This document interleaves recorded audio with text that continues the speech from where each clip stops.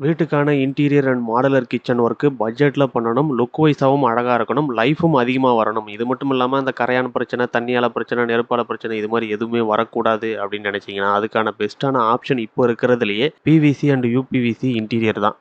இப்போ பிவிசிலேயே பார்த்தீங்கன்னா, look wise உங்களுக்கு வுட்ல பண்ண மாதிரியே காமிக்கிறதுக்காக, புதுசா அட்வான்ஸான முறைகள்ல செய்ய ஆரம்பிச்சுட்டாங்க.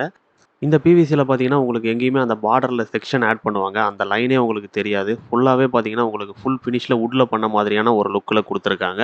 இதே மாதிரியே பிவிசிலயும் பண்றாங்க. அதே சமயம் யுபிவிசிலயும் பண்றாங்க.